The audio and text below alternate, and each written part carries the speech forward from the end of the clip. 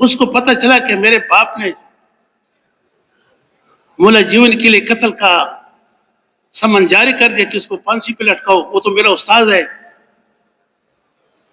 تو وہ اپنے استاد مولا جیون رحمت اللہ کے پاس آیا کہ میرے والد صاحب نے آپ نے قتل کے لیے سمن جاری کیا ہے، لہذا آپ کہاں چھپ جائیں. اعوذ باللہ من الشیطان الرجیم، بسم اللہ الرحمن الرحیم. یا ایہا الذین آمنوا ادخلوا فی السلم کافہ ولا تتبعوا خطوات الشیطان انہ لکم عدو مبین. سبحانک لا علم لنا الا ما علمتنا انک انت العلیم الحکیم. میرے واجب الاحترام دوستو، بھائی اور بزرگوں، جیسے کہ آپ سنتے رہتے ہیں کہ اللہ پاک نے میری اور آپ کی اور پوری انسانیت کی پوری کامیابی اللہ پاک نے پوری دین کے چلنے میں رکھی ہے. پورا دین آئے گا رسول پاک علیہ السلام کی مبارک محنت سے. ابھی پورا دین ہے کیا؟ پورا دین میں پہلے ہے ایمانیات، پھر اس کے بعد آتا ہے عبادات، پھر اس کے بعد آتا ہے اخلاقیات، اور اخلاقیات کے بعد آتے ہیں معاملات، معاملات کے بعد آتا ہے معاشرت، معاشرت کے بعد آئی معیشت، اور اس کے بعد سیاست، پھر حدود کے ساتھ ہے. یہ پورا دین ہے. رسول پاک علیہ السلام نے 75% دین یہ اخلاق، معاملات اور معاشرت کے ذریعے پھیلایا ہے. پہلے ایمان، یہ ایمان کی محنت ہے. ایمان کے بارے میں آپ بار بار سنتے رہتے ہیں کہ پہلے ہی ایمان بنے گا. جب ایمان بن جاتا ہے پھر سارے کام آسان ہو جاتے ہیں. رسول پاک علیہ السلام کے زمانے میں لوگ خود آتے تھے کہ یا رسول اللہ صلی اللہ علیہ وسلم، مجھ سے غلطی ہو گئی، آپ مجھے سنسار کر دیں. رسول پاک علیہ السلام فرماتے کہ ہو سکتا ہے آپ نے کوئی محبت کی ہو، یا آپ نے کوئی بوسہ لیا ہو، یا آپ نے اپنے پیار کی بات ہو تو 3 دفعہ حضور صلی اللہ علیہ وسلم، لیکن وہ کہتا تھا کہ نہیں، مجھ سے غلطی ہو گئی، آپ مجھے سنسار کر دیں. لوگ خود آتے تھے. ایمان کوئی آدمی چپ تھا نہیں تھا. پھر رسول پاک علیہ السلام اس کے بارے میں فیصلہ فرما دیتے تھے. عورت آتی ہے کہ یا رسول اللہ صلی اللہ علیہ وسلم، مجھ سے غلطی ہو گئی، آپ مجھے سنسار کر دیں. رسول پاک نے فرمایا کہ نہیں، ابھی آپ کو حمل ہے، جب آپ کا بچہ پیدا ہو جائے پھر آپ آ جائیں. پھر وہ چلی گئی. 5 6 7 مہینے انہوں نے گزارے. ہمیں ایک دن مل جائے تو پتہ نہیں ہم کہاں چلے جائیں گے. 7 8 مہینے گزرنے کے بعد جب آپ کا بچہ پیدا ہو تو پھر حضور کی خدمت میں حاضر ہوئی کہ مجھے ابھی تو سنسار کرتے کیونکہ بچہ پیدا ہو چکا ہے. رسول بس فرمایا نہیں، ابھی اس کو دودھ پلاؤ، 2 سال کے بعد پاؤ. پھر 2 سال کے بعد وہ پھر آتی ہے کہ یا رسول اللہ صاحب، یہ بچہ کھانا کھا سکتی ہے، آپ مجھے سنسار کرتے ہیں. ایمان بنا ہوا تھا تو لوگ خود بہت آتے تھے. رسول پاک علیہ السلام نے جو اس کے بارے میں سنسار کا فیصلہ فرمایا تو 2 روایتیں ہیں کہ ایک صحابی کے کپڑے کے اوپر خون کی قطرہ لگا تو اس کی زبان سے ایسی بات نکلی ہے، اور بعض روایت میں آتا ہے کہ نہیں، اس کو بیٹے کو بعد میں کسی نے تانا دیا تو رسول پاک علیہ السلام نے فرمایا کہ اس کو بیٹے کو تانا مت دو، اس کی ماں نے ایسے توبہ نکالا ہے، اگر سارے مدینہ والوں کو پر تقسیم کر دیجئے تو اس کے لیے کافی ہے. ایمان بنا ہوا تھا. اس کے بعد عبادات ہے. عبادات بھی ان کی بنی ہوئی تھی. صحابہ رضوان اللہ اجمعین کو جب بھی کوئی تکلیف پیش آتی تو آپ نماز کی طرف متوجہ ہو جاتے، فوراً آپ کا مسئلہ حل ہو جاتا. حضور خود بھی اللہ پاک نے فرمایا ہے وَأَمُرْ بِأَهْلِكَ بِالصَّلَاةِ، جب بھی آپ کوئی مشکل پاس ہو جائے تو آپ نماز کی طرف متوجہ ہو جائے کریں. حولانی رحمت اللہ علیہ جنہیں سائد پہ جا رہے تھے، فرمایا کوئی توشہ ساتھ نہیں تھا، نماز کے ذریعے اللہ پاک نے ان کی دسترخوان اتارا. ان کی نماز بنی ہوئی تھی. ہمارے پاس نماز کی بول ہے، میرے پاس بھی نماز کی بول ہے. ایک بول ہے، بول سے کوئی آدمی نہیں ڈرتا ہے. ایک صورت ہے، صورت سے بھی نہیں، ایک حقیقت ہے، حقیقت نماز ہو. وہ تو ملہ جیون رحمت اللہ کی نماز تھی. جب آپ جمعے کی نماز پڑھنے کے لیے آئے تو کسی نے آپ کو روکا دیا کہ ریشم کے کپڑے کے بارے میں آپ کیا کہتے ہیں؟ بادشاہ نے ریشم کے کپڑے پہنے ہوئے تھے، وہ ذرا بھی ساتھ تھے. انہیں کہا یہ مسئلہ تو میں بیان کروں گا تو میرے خیر تو پھر نہیں. آپ گھر چلے گئے، گھر میں وصیت نامہ لکھا کہ میں نے ایسا مسئلہ بیان کرنا ہے کہ اس کے بعد ہو سکتا ہے میری زندگی ختم ہو جائے. اور پھر آپ آئے اور آپ نے بیان کے بعد وہ مسئلہ بیان کیا کہ وہ ریشم کے کپڑے کے بارے میں آپ کا کیا حال ہے. فرمایا ریشم کا کپڑا پہننا آدمی کے لیے، مرد کے لیے حرام ہے، اور اس کو جائز کرنا یہ کافر ہے. وہ ذرا بھی بیٹھے ہوئے تھے، بادشاہ نے خود ریشم کے کپڑے پہنے ہوئے تھے، وہ ذرا نے بھی پہنے ہوئے تھے. آپ نے کھول کر کہہ دیا کہ ریشم کا کپڑا مرد کے لیے پہننا حرام ہے اور اس کا جائز قرار دینا یہ کافر ہے. نماز کے بعد فوراً اس نے آپ کے قتل کا سمن جاری کر دیا کہ ہماری بڑی بےزتی ہو گئی ہے. اسے بھی پتا تھا کہ میری خیر نہیں ہے. چونکہ آپ کا جو بیٹا اورنگزیب تھا وہ بڑا نیک آدمی تھا، وہ ملا جیون کا شاگرد تھا. پولیس والے آئیں گے آپ کو پکڑیں گے. اور میں ارے بھائی میں کیوں چپوں، میں نے حق بیان کیا ہوا ہے. لو میرا لوٹا لے آؤ، میرا مسلح لے آؤ. میں بھی اللہ کے دربار میں کروں، میں دیکھتا ہوں کہ آپ کا باپ میرے تو کیسے قتل کرے گا، مجھے کیسے پھانسی پہ لٹائے گا. اس نے لوٹا منگوایا، وضو کیا. اس کو پتہ تھا کہ میرے استاد نے مسئلے پہ کھڑا ہونا ہے تو میری باپ کی خیر نہیں ہے. پھر اس کو اپنے استاد کی فکر تھی کہ میرا استاد ابھی اپنے باپ کی فکر پڑ گئی، اور باپ کی طرف دوڑا کہ اگر میرا استاد اس مسئلے پہ کھڑا ہوگا تمہاری خیر نہیں ہے، اپنا سامان واپس کر دو. میں دیکھتا ہوں کہ مجھے ان کے پاس نماز تھی، نماز کھڑا ہونے سے پہلے اس نے فیصلہ واپس کر دیا. تو ہماری عبادات ایسی ہو. اس کے بعد اخلاق ہے. رسول پاک علیہ السلام، دین یہاں سے شروع ہوتا ہے، ابھی دین شروع ہو رہا ہے. کیونکہ دین اسلام کا نام ہے حسن اخلاق. حضور صلی اللہ علیہ وسلم کی خدمت میں ایک صحابی حاضر ہوئے، سامنے سے آیا، فرمایا دین کسے کہتے ہیں؟ حضور نے فرمایا حسن اخلاق. پھر دائیں سے آیا، فرمایا دین کسے کہتے ہیں؟ فرمایا حسن اخلاق. پھر بائیں سے آیا، دین کسے کہتے ہیں؟ حسن اخلاق. پھر پیچھے سے آیا، حضور نے فرمایا تم سمجھتے نہیں ہو، میں بار بار کہتا ہوں، 5 دفعہ شمال کبرا میں لکھا ہے کہ دین نام ہے حسن اخلاق کا.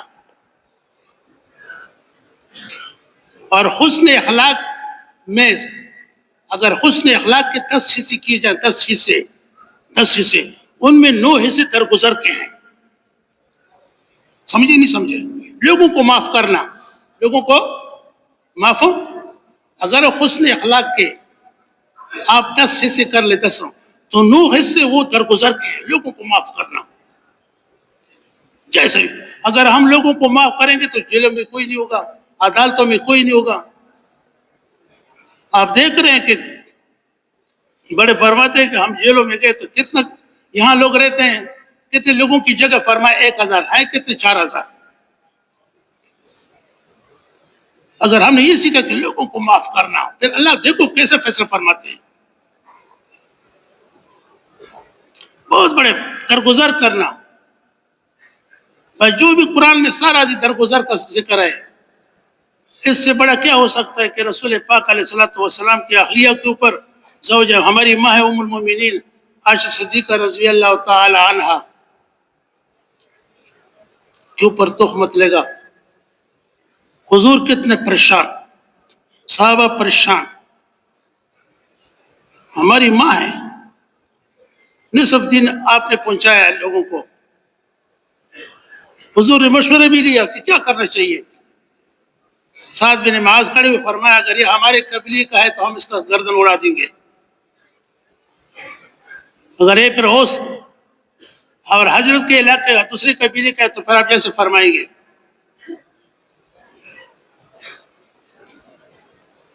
پریشانی بنی ہوئی ہے 2-3 میں.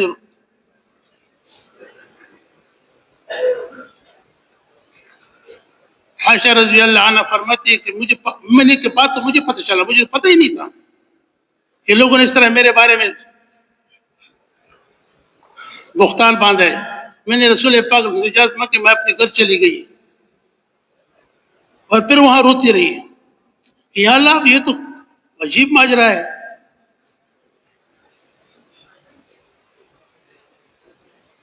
ایک مہینے کے بعد حضور صلی اللہ علیہ وسلم میرے گھر پہ آئے. میری والدہ سے پوچھا، عائشہ رضی اللہ تعالیٰ عنہ کا فرمایا وہ جب سے آئی ہوئی اور رو رہی ہے، نہ کاری نہ پی رہے. اللہ کے دربار میں یا اللہ آپ کو پتہ ہے یوسف علیہ السلام کے اوپر تہمت لگا تو آپ نے اس کی صفائی بیان کی ہے. عیسیٰ ابن مریم کے اوپر تو آپ نے اس کی بھی صفائی بیان کی ہے. میرے بارے میں رسول پاک علیہ السلام سے خواب میں کہہ دینا کہ یہ بھی گناہ ہے. کہتے حضور آئے، میں بھی رو رہا، حضور بھی رو، میری والدہ ہے وہ بھی روئی، وہ ابو آئے ابو رو رہے. حضور نے مجھ سے کہا کہ عائشہ سچ سچ بات کرو، اگر آپ سے غلطی ہو گئی تو اللہ پاک آپ کو معاف کر دے گا. اس بات مجھے اور بھی دکھ ہوا. میں نے ابو سے کہا کہ آپ جواب دیں. حضور کیسے؟ پھر میں نے والدہ سے کہا میں رسول پاک علیہ وسلم یہ بات کیسے کر سکتی ہوں؟ حضور نے مجھ سے پوچھا. ہے کتنی سخت باتیں ہیں بھائی جان. امام الانبیاء احمد مجتبی محمد مصطفیٰ صلی اللہ علیہ وسلم پریشان، ام المؤمنین پریشان، سیدنا ابوبکر صدیق پریشان. تھوڑی دیر کے بعد کہتے ہیں حضور صلی اللہ علیہ وسلم کے اوپر پسینہ آیا، جبریل آئے. مجھے تو یہ یعنی میں سوچ بھی نہیں سکتی تھی کہ میرے بارے میں قرآن نازل ہوگا. میں نے کہا رسول پاک علیہ السلام کو اللہ پاک خواب میں بتا دے گا کہ یہ بیچاری بے قصور ہے. لیکن مجھے کہ 12 آیتیں آپ کے شان میں نازل ہوئی ہے. بسم اللہ الرحمن الرحیم الخبیثات للخبیثین والخبیثون للخبیثات والطیبات للطیبین والطیبون للطیبات اولئک مبرؤون مما یقولون لهم مغفرۃ ورزق کریم. اولئک هم 12 آیتیں آپ کے شان میں نازل ہوئی ہیں. تو میں وہ جو واقعہ حاضر کرتا تو سیدنا ابوبکر صدیق کے پرورش میں 2 بانجے تھے، 2 بانجے. اب ان کی پرورش کرتے تھے. جب پہلے تو آپ نے ان کو کچھ نہیں کہا کیونکہ پتہ نہیں چل رہا تھا. جب آیتیں نازل ہوئی، برات نازل ہوئی تو آپ نے ان کا خرچہ بند کر دیا. ایسے آدمی کو تو ہم پہلے سے نپٹا لیتے ہیں جو ہمارے گھر میں ہوتے ہیں کہ ہمارے گھر میں کھاتے ہو پیتے ہو. پھر آپ نے سنا اس کے اوپر بھی قرآن نازل ہوا ہے. رسول پاک صلی اللہ علیہ وسلم نے فرمایا الا تحبون ولیغفوا ولیصفحوا الا تحبون ان یغفر لكم. سیدنا ابوبکر صدیق رضی اللہ عنہ سے فرما دینا کہ ان کو درگزر کر دے، ان کو معاف کر دے. ابھی یہ معاف کرنے کے لوگ ہیں. حضور نے آپ کو بلایا، یہ آیت نازل ولا یاتل الفضل منکم والسعۃ، آپ نے ان کو معاف کر دیا. اور کتابوں میں آیا فضل صدقات میں کہ پہلے 100 روپے دیتے پھر 200 کر دیا. ہم یہ کر سکتے ہیں درگزر کرنا. پھر یہی آدمی جس نے ام المؤمنین کے اوپر بہتان باندھا ہے، یہ بس دنیا سے جا رہا ہے. رئیس المنافقین ہے، ان المنافقین فی الدرک الاسفل، یہ جہنم کی نیچے طبقے میں ہوں گے. ابھی یہ جو دنیا سے جا رہا ہے، ہم تو شکر ہے جان چھٹی سروی سے تو بڑا ہر موقع پر حضور کو تکلیف دی ہے نا، ہر موقع پر. کوئی ایسا موقع نہیں، ہر موقع پر آپ کو دکھ دیا ہے. ابھی جان اس کا بیٹا حضور کی خدمت میں آیا کہ یا رسول اللہ میرا باپ کا آخری وقت جا رہا ہے، لیکن اس نے مجھے کہا ہے کہ آپ حضور کے پاس چلے جائیں، حضور میرا نماز جنازہ پڑھے. ہم مسلمانوں کا نہیں پڑھتے، آپ منافقین کا بات کرتے ہیں. اور کہا کہ میرا نماز جنازہ بھی پڑھے اور مجھے قمیص بھی دے کفن میں. ہمارے نبی بڑے کریم ہے، بہت مہربان ہے، اتنا مہربان، کیا بات، کتنی محبت، امت کے اوپر کتنا سب کچھ قربان کرنے والا. آپ روانہ ہوئے. عمر فاروق نے فرمایا یا رسول اللہ، آپ کو اللہ پاک نے بتایا نہیں قرآن پاک، استغفر لهم او لا تستغفر لهم ان تستغفر لهم 70 مرة، کہ آپ ان کے لیے بخشش مانگے یا نہ مانگے، اگر 70 مرتبہ آپ استغفار کریں فَلَن يَغْفِرَ اللَّهُ لَهُمْ، میں نے ان کو نہیں معاف کرنا ہے. ذَلِكَ بِأَنَّهُمْ كَفَرُوا بِاللَّهِ وَرَسُولِهِ وَاللَّهُ لَا يَهْدِي الْقَوْمَ الْفَاسِقِينَ. یہ اللہ رسول کے دشمن ہیں، آپ ان کے جنازے پڑھتے ہیں. حضور نے فرمایا مجھے منع نہیں کیا گیا ہے، مجھے فرمایا تم 70 مرتبہ استغفار کرو، میں نے ان کو معاف نہیں کرنا ہے. یہ تو نہیں کہا خدمت. حضور روانہ ہوئے. 2 روایتیں ہیں. آپ کا آخری وقت تھا. فضل صدقات میں تو یہ لکھا کہ اللہ کے دشمن تیرا کیا حال ہے. اس نے کہا کہ میں نے اس لیے نہیں بلایا کہ آپ مجھے تانا دیں، میرے اوپر رحم کر. دوسری روایت میں آتا ہے کہ انہوں نے ان کو دفنا دیا ہوا تھا. سارے منافقین کڑے ہیں کہ ان کو دفنایا ہوا تھا. حضور نے اس کو سے مٹی وغیرہ لوگوں نے اس کو ہٹا کر اس کو نکالا، اور رسول پاک علیہ السلام نے ادھر ان کو لے آیا اور اس کو صاف کیا اور آب دہن لگایا، قمیص مبارک پہنچائی، جنازے پڑھا. سارے لوگ تماشا کرتے. کتابوں میں آیا ہے 1000 منافقین کھڑے تھے. منافقین بڑے سخت ہوتے ہیں. ان نے کہا کہ ایسا نبی ہم نے کبھی نہیں دیکھا. اشہد اللہ الہ الا اللہ واشہد ان محمد عبدہ ورسولہ. 1000 منافقین. ہم کہتے جائے جہنم میں جہاں جائے. یہ تو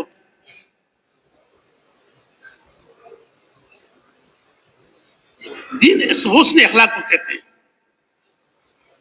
وہ لڑائی ادھر ہمارے پاس لوگ آتے رہتے ہیں، جھگڑے وغیرہ ہوتے رہتے ہیں. لیکن امیر المومنین عمر فاروق کو تو وہ تو آپ کو پتہ ہے، آپ نے اس کا علاج اللہ نے فوراً آیت بھیجی اس کے بارے میں بھی. رسول پاک علیہ السلام سے فرمایا وَلَا تُصَلِّ عَلَىٰ أَحَدٍ مِّنْهُمْ مَاتَ أَبَدًا. آئندہ کے لیے کسی منافق کا نماز جنازہ نہیں پڑھانا ہے. جو ہو گیا وہ ہو گیا. وَلَا تُصَلِّ عَلَىٰ أَحَدٍ مِّنْهُمْ مَاتَ أَبَدًا وَلَا تَقُمْ عَلَىٰ قَبْرِهِ. ان کے قبر کے اوپر بھی کھڑا نہیں ہونا ہے. إِنَّهُمْ كَفَرُوا بِاللَّهِ وَرَسُولِهِ وَمَاتُوا وَهُمْ فَاسِقُونَ. یہ عمر فاروق کے شان میرا ضلع، کیونکہ وہ اس کو نہیں چاہتے تھے. درگزر کرنا. 1000 آدمی جو ہے نا دوزخ سے بچ گئے.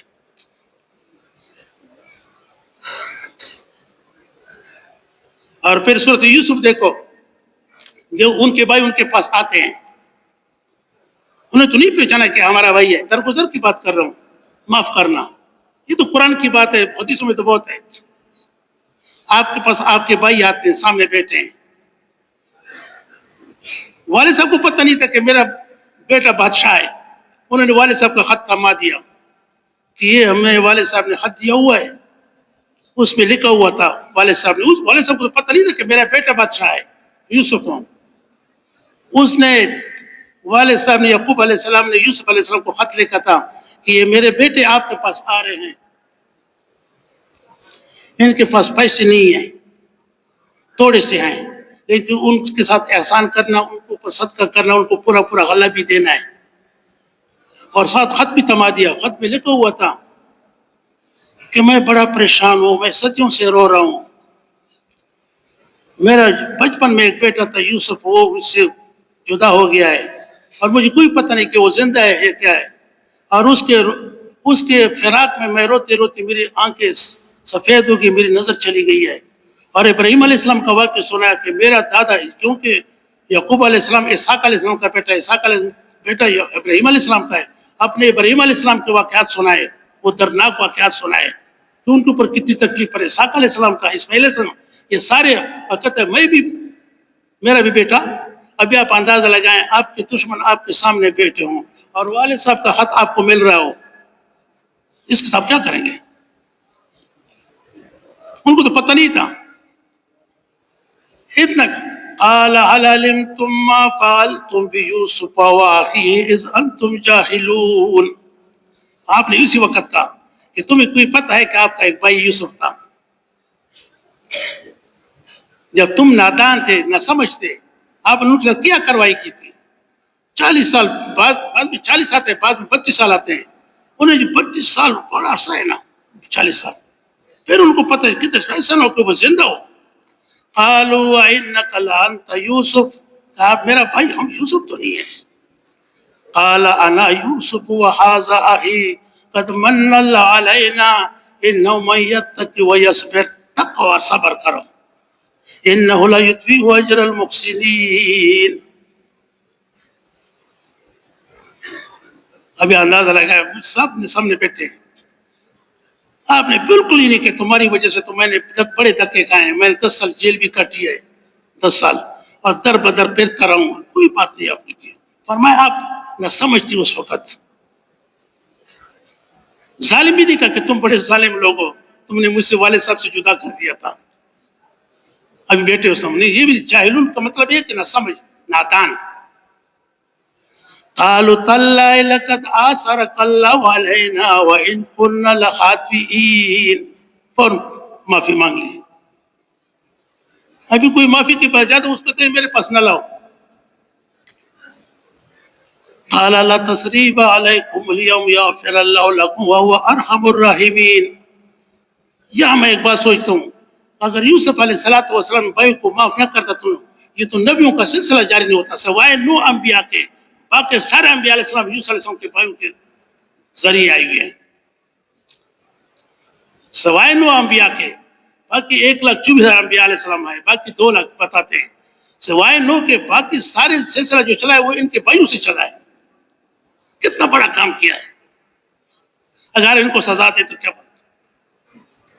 پھر جب وہ آئے، آپ استقبال کے لیے کھڑے ہوئے، والد صاحب نے جب دیکھا 40 سال 32 سال کے بعد بیٹا دیکھا، ایسے روئے خوشی سے، ایسا وہ محبت کرتے کرتے کہ محبت میں بے ہوش ہو کے گر پڑے. 40 سال کے بعد خوشی سے، پھر دوبارہ گلے لگے، پھر روتے رہے خوشی سے. پھر تیسرا جبریل نے کہا یا اللہ، ایسی محبت تو میں نے کسی کی بھی نہیں کیا ہے، ایسی محبت. فرمایا یہ کیا محبت ہے؟ رسول پاک علیہ السلام کی امتی کے ساتھ جو میں محبت کرتا ہوں، میں اس سے بھی زیادہ محبت کرتا ہوں جو یوسف علیہ السلام کے ساتھ اپنے باپ نے کیا ہے. تو لوگوں کو فائدہ پہنچانا، لوگوں کے ساتھ یہ دین ہے. بس کسی کو حاجت کو پورا کرنا، کسی کو حاجت، مسلمان کی حاجت کو پورا کرنا کتنا ثواب ہے. لوگ ابھی عمرے پہ لے جاتے ہیں، کہتے ہیں میں اعتکاف میں بیٹھوں گا وہاں مسجد نبی میں. لوگ جا رہے ہیں، ہر ایک آدمی.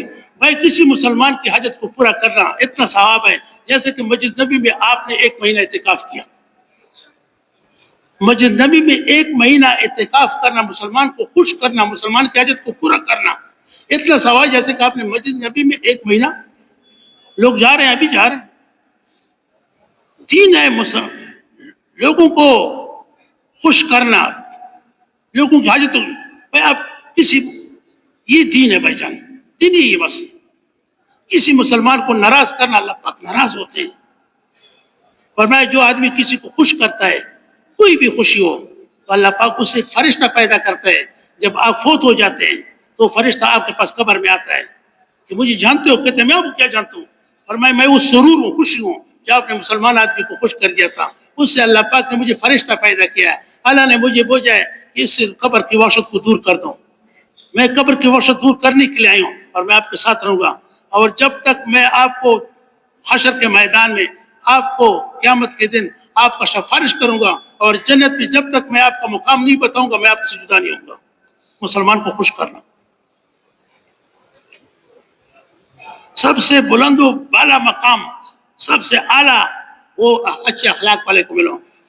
حدیث 25 کو اللہ پاک بھلائی کا ارادہ کرتے ہیں اسے اچھے اخلاق عطا فرماتے ہیں، اور جس سے برائی اسے پتہ کہتے ہیں بد اخلاق اور پڑوسیوں کو تکلیف دینے والا سیدھا جہنم میں جائے گا، اس کے لیے معافی بھی نہیں ہے۔ کل کتاب میں نے پڑھا ہے کہ بعض برا توبے سے معاف ہوتے ہیں، لیکن بد اخلاق والے کو اور پڑوسی کو تکلیف دینے والے کو توبہ بھی قبول نہیں ہوتا ہے۔ ہمارے پاس روز لوگ آتے رہتے ہیں، اس لیے میرے دوستوں تو پہلے اپنے حضور نے 70% دین اخلاق کے ذریعے پھیلایا، اور اخلاق میں نے بتایا کہ 9% درگزر کے معاف کرنا، لوگوں کو معاف کرنا، بس اللہ کے لیے معاف کرنا ہے۔ پھر دیکھو اللہ پاک کیسے آپ کو بدلہ دے گا۔ ہم اللہ کے لیے کسی چیز کو چھوڑتے بھی نہیں ہے، ہم کہتے ہیں پورا بدلہ لیں گے۔ اور پھر اپنے معاملات کو درست کرنا، رسول پاک کا زمانے اکثر لوگ معاملات کی وجہ سے اسلام میں داخل ہوتے ہیں، اور پھر معاشرت کے اپنی معاشرت سے ہی ہو ہماری، یہ پورا دین ہے۔ لوگ کہتے ہیں 75% دین اخلاق اور معاملات ہیں، لیکن اس کو بیان تو کرنا چاہیے کہ لوگ ہے کیوں سا۔ ہم نمازیں پڑھتے ہیں، روزہ رکھتے ہیں، باقی جو کچھ کرو کھاؤ پیو بس پتہ نہیں چلتا۔ اور بار بار کہتے ہیں کہ حلال کمائی ہو، حلال کمائی۔ امام صاحب نے لکھا ہے حلال کمائی اپنے بچوں پہ خرچ کرنا سیدھا جنت میں جاؤ گے، حرام کمائی سے بیت اللہ کو تعمیر کرنا سیدھا دوزخ میں جاؤ گے۔ حلال کمائی اپنے بچوں پہ خرچ کرنا سیدھا جنت میں جاؤ گے۔ 1 روپے آپ نے اللہ کے راستے میں لگایا، اور 1 روپے آپ نے غلام کو آزاد کرنے پہ لگایا، اور 1 روپے آپ نے صدقہ کر دیا، اور 1 روپے آپ نے اپنے بیٹے کے اوپر خرچ کیا، اپنے بچوں، یہ صدقہ اللہ پاک کو بہت زیادہ پسند ہے۔ حلال کمائی اپنے بچوں پہ خرچ کرنا سیدھا جنت میں جاؤ گے، حرام کمائی سے مسجد کو تعمیر کرنا، بیت اللہ کی تعمیر کرنا سیدھا دوزخ میں جاؤ گے۔ اپنے کمائی کو صحیح کرنا بھائی جان، اس کے لیے یہ بھی ہے کہ اگر آپ کو پتہ چلا ہے کہ میری کمائی حرام تھی تو ابھی سے صدقہ شروع کر دو، صدقہ دیا کرو کہ اللہ میں وہ صدقہ دیتا ہوں کہ یہ میں نے وہ کمائی صحیح نہیں تھی، وہ ابھی سے اس کا ثواب اس کو دے دو۔ آپ صدقہ کرتے رہتے ہیں نا، تو اس کی یہ نیت کرو کہ میں نے پیسے تو وہ واقعی مجھے تو پتہ نہیں تھا، ابھی وہ آدمی تو مر گئے، تو آپ صدقہ جو صدقہ کرتے ہو آپ کہتے ہیں یہ میں اس لیے صدقہ کرتا ہوں کہ میں نے ہو سکتا ہے کسی کا مال کھایا ہو، کسی کا مال غصب کیا ہو، کسی سے میں نے پیسے لیے ہو، یہ اس کے لیے میں صدقہ کرتا ہوں، اس کو ثواب ملے گا تم پاس ہو جاؤ گے۔